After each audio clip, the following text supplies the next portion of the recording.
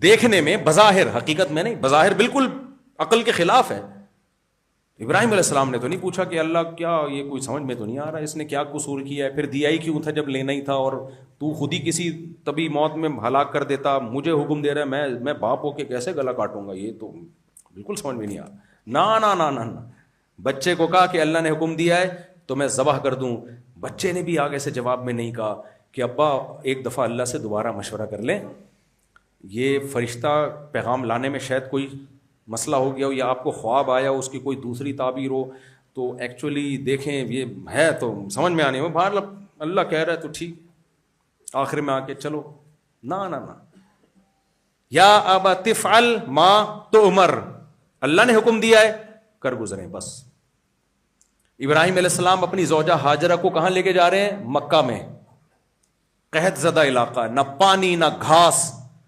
صحیح بخاری کی حدیث، آپ کی زوجہ بار بار پوچھ رہی ہے بھائی ہمیں کیوں لے کے جا رہے ہو دودھ پیتے بچے کے ساتھ، کیا قصور ہے ہمارا؟ ابراہیم علیہ السلام خاموش، جواب نہیں دے رہے. آخر میں پوچھا آپ یہ بتا دیں یہ خدا کا حکم ہے اللہ کا حکم ہے؟ انہوں نے فرمایا اللہ کا حکم ہے. فرمایا اذا لا یضیعنا، پھر اللہ ہمیں ضائع نہیں کرے گا. بس جب اللہ نے کہہ دیا، اللہ ہمارا دشمن نہیں ہے، جو ہوگا ہمارے لیے بہتر ہوگا. پھر دیکھو کتنی آزمائش آئی ہے، پیاس سے بچہ تڑپ رہا ہے، ایڑیاں مار رہا ہے، لیکن ایک بار بھی شکایت نہیں کر رہی ہے اللہ ہم نے تو تیرے حکم پہ یہاں آ کے پڑاؤ ڈالا اور تو ہمیں پانی بھی نہیں پلا رہا، اکیلا چھوڑ دیا ہمیں. آپ بے قرار ہو کے صفا مروہ پہ بھاگ رہی ہیں، دوڑ رہی ہیں، 7 چکر لگائے اس پہاڑ، اب تو بڑا پہاڑ تھا اب تو گھس گیا ہے، 7 چکر لگائے ہیں، رو رہی ہیں، پریشان ہیں، لیکن زبان سے ایک لفظ شکایت کا نہیں کہ اللہ ہم نے تیرے حکم پر عمل کیا، اب تو نہ ہمیں پانی پلا رہا ہے نہ ہمیں خوراک کا انتظام کر رہا ہے. نا نا نا بھائی، بے قراری تو غیر اختیاری چیز ہے، لیکن اللہ کا حکم ہے اللہ سے نہیں پوچھا جائے گا، اللہ سے نہیں. 7ویں چکر میں پھر اللہ نے جبریل علیہ السلام کو بھیجا، اور اماں ہاجرہ کی قربانی کا اثر دیکھو، جبریل نے پر مارا ہے، ایسا زمزم کا پانی نکلا ہے، روزانہ لاکھوں لوگ وہ پانی پی رہے ہیں، پانی کی تازگی بھی ختم نہیں ہو رہی اور پانی کی روانی بھی 4000 سال ہو گئے روانی ختم نہیں ہو رہی ہے. اس میں کیا میسج ملتا ہے؟ اپنے آپ کو سرنڈر کرو، اللہ کے حوالے کرو، پھر وہ جو حالات تمہارے ساتھ رکھے ہم اللہ کی تقدیر پہ راضی ہیں. یہ میسج ہے اس میں بس بیان کو سمیٹتا ہوں. تو اس شخص نے کیا کہا؟ ان عالم نے کہا کہ 3 باتیں کہیں ان عالم نے. نعم، توبہ بھی قبول ہوگی. نمبر 2، اللہ اور تمہارے درمیان کوئی بھی حائل نہیں ہو سکتا. نمبر 3، انطلق الی ارض کذا وکذا، اس علاقے کو چھوڑ دو، یہاں تم قاتلوں میں بیٹھے ہو، جب نشہ چھوڑا ہے آپ نے شراب، تو دوبارہ شرابیوں میں بیٹھنے کا کوئی عقل مند مشورہ دے گا؟ آپ کو فلم دیکھنے کی عادت تھی، انہی دوستوں کے ساتھ دوبارہ بیٹھو گے تو جاؤ گے نا دوبارہ اسی برائی کی طرف. تو ان عالم کو پتا تھا یہ توبہ تو کر رہا ہے لیکن توبہ پہ قائم نہیں رہے گا، جب روزگار نہیں ملے گا تو پھر لوگ آئیں گے، ٹارگٹ کلنگ کے لیے ہوتا ہے نا، پیسے دے کے بندہ مار دو. تو اس لیے ان عالم نے کہا انطلق الی ارض کذا وکذا، اس علاقے کو چھوڑو، فلاں جگہ پہ جاؤ، فإن بها اناسا یعبدون اللہ، وہاں نیک لوگ رہتے ہیں جو اللہ کی عبادت کرتے ہیں، فاعبد اللہ معہم، وہاں جا کے اللہ کے نیک بندوں میں رہو. اسی کو کہتے ہیں بزرگوں کی صحبت. ہم جو کہتے ہیں نا تبلیغ میں وقت لگاؤ، تو تبلیغ میں کوئی بہت بڑی کوئی راکٹ سائنس نہیں ہے وہاں پہ، یا کوئی کورسز ہو رہے ہیں ان کے، کوئی ورک شاپ ہو رہی ہو آپ کو عالم بناتے ہو، نا نا نا، صرف ایک ماحول دے دیتے ہیں آپ کو جس میں برائیوں سے آپ چند دن کے لیے بچ جاتے ہو. تو نبی صلی اللہ علیہ وسلم نے فرمایا وہ شخص چلائے، راستے میں موت آ گئی اس کی. موت کا وقت کب آیا؟ وہ پکا تھا نا توبہ میں، اس نے کہا چلو وہاں جاتا ہوں، وہاں ابھی توبہ کی نہیں ہے، اس ارادے سے چلا کہ وہیں جا کے توبہ کروں گا میں. نبی صلی اللہ علیہ وسلم نے فرمایا، بخاری مسلم کی حدیث ہے، راستے میں موت کا وقت آ گیا اس کے، کوئی بیماری ہو گئی ہوگی. حدیث میں آتا ہے فاختصمت فیہ ملائکۃ الرحمۃ و ملائکۃ العذاب، موت کے فرشتوں میں اور عذاب کے فرشتوں میں جھگڑا ہو گیا. اصل میں تو فیصلہ اللہ نے کرنا تھا، تو اللہ نے ہمیں بتانے کے لیے یہ جھگڑا ہونے دیا. جو رحمت کے فرشتے تھے، یعنی رحمت اور عذاب کے فرشتوں میں جھگڑا ہو گیا. جو رحمت کے فرشتے تھے انہوں نے کہا جاء تائبا مقبلا الی اللہ، دیکھو اس کی ابھی توبہ کی نہیں ہے لیکن نیت اس کی کیا تھی؟ توبہ کروں گا جا کے، اچھے ارادے سے چلا تھا۔ عذاب کے فرشتوں نے کہا بھائی ارادہ ہی ہے نا، ابھی توبہ تھوڑی کی ہے اس نے، ہو سکتا ہے وہاں جا کے ارادہ بدل جاتا۔ تو نبی صلی اللہ علیہ وسلم نے فرمایا کہ اللہ نے ایک حکم بھیجا کہ بھائی دونوں پارٹیوں کو بٹھاؤ، ایک فرشتے کو بھیجا، دونوں کے دلائل سن کے فیصلہ کرو۔ وہ جو تیسرا فرشتہ آیا اس نے کہا کہ دونوں کے دلائل مضبوط ہیں، تو فیصلہ یہ ہے کہ جس زمین کے زیادہ قریب ہے انہی لوگوں میں شمار کر لیا جائے۔ اگر برے لوگوں کی زمین جہاں سے یہ نکلا ہے وہاں زیادہ قریب ہے تو اس کا شمار برے لوگوں میں کیا جائے، اور اگر نیک لوگوں کی بستی کے یہ زیادہ قریب تھا تو اس کا شمار کس میں کیا جائے گا؟ نیک لوگوں میں۔ نبی صلی اللہ علیہ وسلم نے فرمایا فرشتوں نے زمین کو ناپنا شروع کیا، حقیقت میں یہ برے لوگوں کی بستی کے زیادہ قریب تھا، نیک لوگوں کی بستی سے یہ دور تھا۔ لیکن اللہ نے زمین کو وحی کی، فَأَوْحَى اللَّهُ إِلَىٰ هَٰذِهِ أَن تَبَاعَدِي وَإِلَىٰ هَٰذِهِ أَن تَقَرَّبِي، جو زمین نیک لوگوں کی بستی کے دور تھی اس کو حکم دیا سمٹ جا، اور جو برے لوگوں کی بستی کے یہ قریب تھا اس حصے کو اللہ نے حکم دیا پھیل جا۔ تو جب اس کو ناپا گیا تو یہ کس کے قریب تھا؟ نیک لوگوں کی۔ بھائی اللہ ویسے بھی تو جنت میں بھیج سکتا تھا نا، لیکن اللہ اپنے قانون کو پورا کر رہا ہے، قانون کو پورا کر رہا ہے۔ یہ ایسا ہی ہے جیسے جج صاحب نے جب کسی کو چھوڑنا ہوتا ہے نا تو وکیل کو خود ہی مشورے دے رہے ہوتے ہیں، جج صاحب کیا خیال ہے، ایسا کر، یہ والی کتاب لے کر آ، اس میں یہ مل جائے گا تجھے، وہ کیس پیش کر۔ ہوتا ہے کہ نہیں ہوتا؟ تو جج کے لیے تو یہ غلط ہے لیکن اللہ کے لیے یہ غلط نہیں ہے، اس کی مرضی بھائی، کسی کو بخشنا چاہے وہ خود ہی اپنے قانون، وہ فرشتوں کو خود ہی بول دیا کہ تھوڑا سا ادھر کو کر دو ٹھیک ہے نا، یہ ناپیں گے تو یہ کدھر کے قریب نکلے گا ہے بھائی، یہ نیک لوگوں کے قریب ہو جائے گا، تھوڑا سا اس کو کھسکا کے وہاں لے جاؤ۔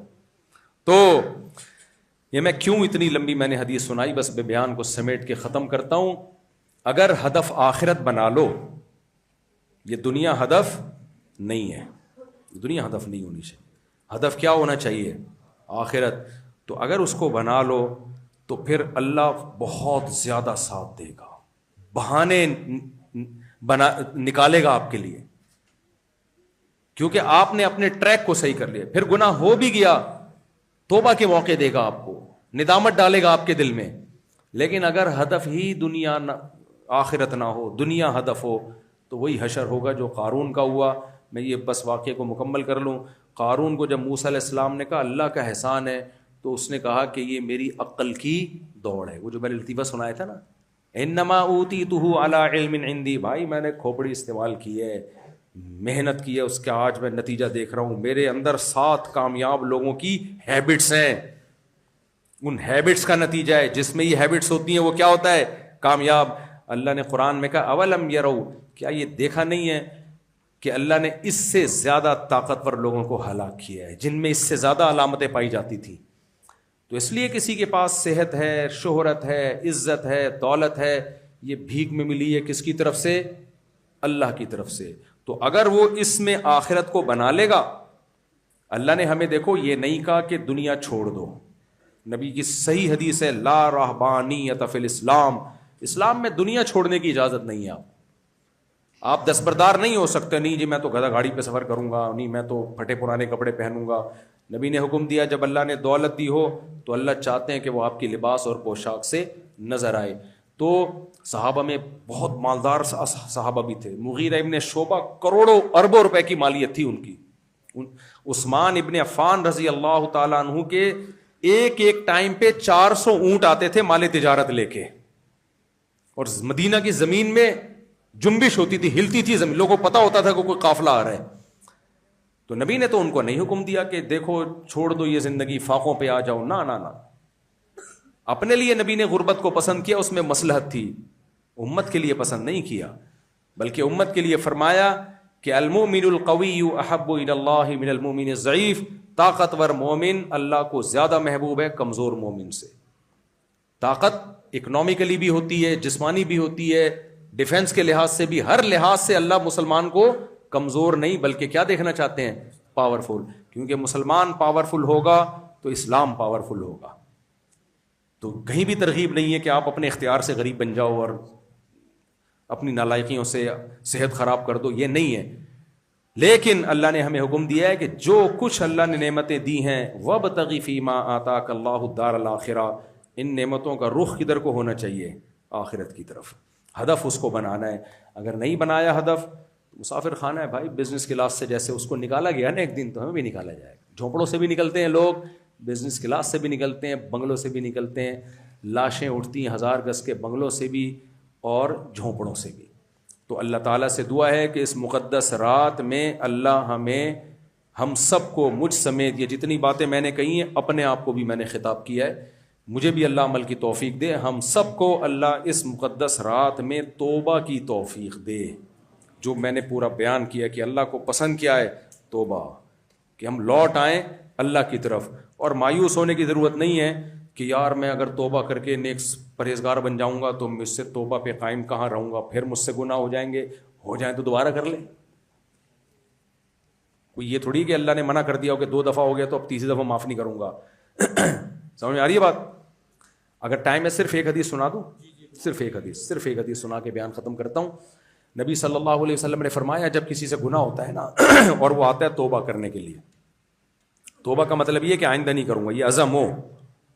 دیکھو آپ نے کسی کو چپیڑ مارا، پھر آپ کہہ رہے ہو سوری، کہتے چلو اب ہو گیا دوبارہ نہیں مارنا، کہہ رہے ماروں گا تو پھر میں سوری کروں گا میں. تو کہے گا یار یہ کیا مذاق ہے. تو توبہ کا مطلب یہ نہیں کہ اللہ میں گناہ دوبارہ کر لوں گا لیکن فی الحال معاف کر دے، یہ نہیں. عزم کہ دوبارہ نہیں کرنا، اور پھر اس کے بچنے کے اسباب بھی اختیار کرے جیسے اس شخص نے اسباب اختیار کیے. پھر بھی اگر ہو جاتا ہے تو مایوس ہونے کی ضرورت نہیں ہے. نبی نے فرمایا پھر دوبارہ گناہ ہو گیا اللہ کے پاس آؤ، پھر وہی معاہدہ کر لو. 100 بار گناہ ہو کے 100 بار ٹوٹ کے 100 بار توبہ کی، آپ سے توبہ میں تاخیر ہو سکتی ہے، اللہ کی طرف سے معافی میں تاخیر نہیں ہوگی. یہ اللہ کا اٹل فیصلہ ہے، ہمیں اچھا لگے یا برا لگے. صوفیوں کو برا لگ رہا ہوتا ہے یار یہ کیا ہے، کوئی بہت ہی صوفی ٹائپ کا آدمیوں کو اس لگے یہ کیا ہے. اللہ کہہ رہے ہیں بھائی ہے جو ہے یہی ہے، قانون میرا یہی ہے. لیکن کب تک؟ موت سے پہلے تک. جب موت کا منظر دیکھ لیتا ہے پھر نہیں ہوتی یہ توبہ قبول. پھر تو اللہ نے کہا کہ اب تو ایڑیاں رگڑے گا، زمین آسمان کی دولت لگا دے گا، نہیں ہوگی قبول. فرعون نے غوطہ کھایا تھا نا، فوراً ایمان لے آیا تھا. اللہ نے کہا اب نہیں، اس سے پہلے تمہارے پاس آپشن تھا، اب یہ آپشن ختم.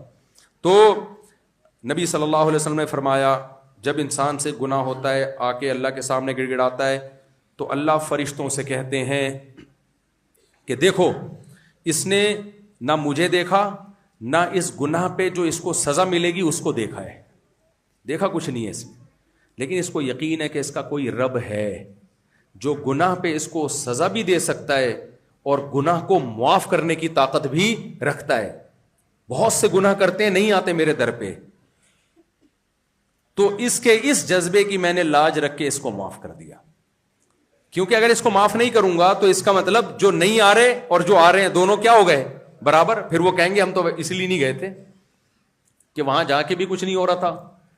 نبی نے فرمایا پھر یہ جاتا ہے پھر گناہ ہو جاتا ہے اس سے، پھر غلطی ہو گئی اس سے، پھر یہ آتا ہے دوبارہ توبہ کرنے کے لیے. اب فرشتوں کو بھی اشکال ہوگا نا کہ اللہ پہلی دفعہ معاف کر دیا تھا دوبارہ آ رہا ہے، تو اللہ فرشتوں کو بتاتے ہیں دیکھو اس سے دوبارہ گناہ ہوا ہے، لیکن اس کو پتا ہے اس کا کوئی رب ہے جو گناہ پہ سزا بھی دے سکتا ہے اور گناہ کو معاف بھی کر سکتا ہے. لہذا اس کے اس جذبے کی میں نے لاج رکھی ہے، اس کو معاف کر دیا. پھر تیسری دفعہ گناہ ہوتا ہے. یہ اس کی ترغیب نہیں ہے کہ آپ تیسری دفعہ بھی کریں چوتھی دفعہ بھی کریں، یہ ہے جتنی دفعہ بھی ہو توبہ کریں آ کے اور بچنے کی کوشش کریں. تو تیسری دفعہ ہوتا ہے، چوتھی دفعہ ہوتا ہے، پھر توبہ کرتا ہے. ہر دفعہ اللہ یہی کہتے ہیں. کیوں اللہ کہتے ہیں؟ اللہ کہتے ہیں میرا ضابطہ، جو بزبان حال اللہ نے ہم سے کہا ہے کہ میرا ضابطہ یہ اگر میں معاف نہیں کروں تو یہ کہے گا نا کہ اس سے ہو رہا ہے وہ نہیں آیا نا، وہ بھی بار بار گناہ کرتا ہے نہیں آیا، تو اس کا مطلب میں بھی نہ آتا تو اچھا تھا. کیا خیال ہے؟ ہمارے جو ایک میرے بڑے بھائی تھے ان کو قاری صاحب نے کہا کہ آپ اذان دے دو، مؤذن کہیں چھٹی پہ تھا، تو انہوں نے کہا کہ مجھے شرم آتی ہے. انہوں نے کہا پھر کسی بے شرم کو لے آؤ جا کے، آپ کو شرم آ رہی ہے تو کس کو لے آؤ. تو شوہر بیوی کے حقوق ادا نہ کر رہا ہو, بیوی شوہر کے حقوق ادا نہ کر رہی ہو, تو وہ خلا مانگتی ہے نا, بھائی جاؤ پھر میں ایسی جگہ شادی کروں گی جو میرے حقوق دے گا. مرد طلاق دیتا ہے کہ جاؤ پھر میں ایسی جگہ نکاح کروں گا. تو اللہ نے اپنے اوپر یہ ضابطہ اپنے اوپر لازم کیا ہوا ہے. خود اللہ کچھ قانون بنا کے اپنے اوپر اپنے آپ کو پابند کر لیتا ہے. ایک حدیث ہے, مجھے بڑا مزہ آتا ہے وہ پڑھنے میں, بہت مزہ آتا ہے. نبی صلی اللہ علیہ وسلم نے فرمایا کہ جب اللہ نے کائنات کو بنایا, جب بھی کوئی کنٹری وجود میں آتا ہے آئین لکھا جاتا ہے نا. بھائی کیا ہو گیا, ابے جب سوری ابے طبیعت سے بات نہیں کرنی چاہیے. جب بھی کوئی کنٹری وجود میں آتا ہے تو سب سے پہلے آئین مرتب ہوتا ہے کہ یہ کنٹری کن اصولوں پہ چلے گا, سوائے پاکستان. یعنی لکھا گیا ہے, اس پہ ہے نہیں, وہ لکھا اس لیے جاتا ہے کہ کنٹری ان اصولوں پہ چلے گا. تو اللہ نے بھی اصول لکھے ہیں جس کو تقدیر اور لوح محفوظ کہا جاتا ہے. تو نبی نے فرمایا جب اللہ نے اس کائنات کو بنایا تو سب سے پہلا لا پتہ ہے کیا لکھا؟ سب سے پہلا لا لوگوں کے لیے نہیں, اپنے لیے. اپنے لیے وہ کیا تھا؟ سبقت رحمتی غضبی, میری رحمت ہمیشہ میرے غصے پہ غالب رہے گی. یعنی پہلا قانون اللہ کس کے لیے بنا رہا ہے؟ اپنے لیے. یہ نہیں اللہ نے لکھا کہ مجھے کبھی غضب ہی نہیں آئے گا, یہ نہیں لکھا, لیکن بیلنس غضب کا کم اور رحمت کا زیادہ. بھائی جیسے ہی گناہ ہوتا اللہ مار دیتا, ہلاک کر دیتا, اللہ کا حق ہے کہ سزا ملے گی. لیکن رحمت کیا ہے؟ مہلت دی جائے. 100 دفعہ گناہ کیا, اب توبہ قبول نہیں ہونی چاہیے, لیکن قانون کیا ہے؟ رحمت ہمیشہ غصے پہ غالب رہے گی. کتنا زبردست اللہ نے آئین بنایا ہے, اور اپنے لیے سب سے پہلے کہ بھئی میں نے مخلوق تو بنا دی ہے, لیکن میں خود کن قوانین کا پابند رہوں گا. تو کوئی اور اللہ کے لیے قانون سازی نہیں کر سکتا, لیکن اللہ نے اپنے لیے سب سے پہلا قانون یہ بنایا اور بتا دیا کہ آئندہ جو میں جتنے بھی قوانین بناؤں گا سارے اس آئین کے تحت ہوں گے. تو اس لیے اللہ نے لکھ دیا سبقت رحمتی غضبی, میری رحمت ہمیشہ میرے غضب پہ غالب. اور نبی صلی اللہ علیہ وسلم نے فرمایا, حدیث کا مفہوم اسی رحمت کا اثر ہے کہ 100 بار بھی توبہ کرو تو توبہ کرنے میں تاخیر ہو سکتی ہے, معافی میں تاخیر نہیں, لیکن کرے توبہ. ہم لوگوں نے چھوڑ دیے, گناہوں کو گناہ سمجھنا چھوڑ دیا ہے. اللہ تعالی ہمیں سمجھنے کی, عمل کی توفیق عطا فرمائے. سبحانک اللہم و بحمدک, نشہد ان لا الہ الا انت, نستغفرک و نتوب الیک.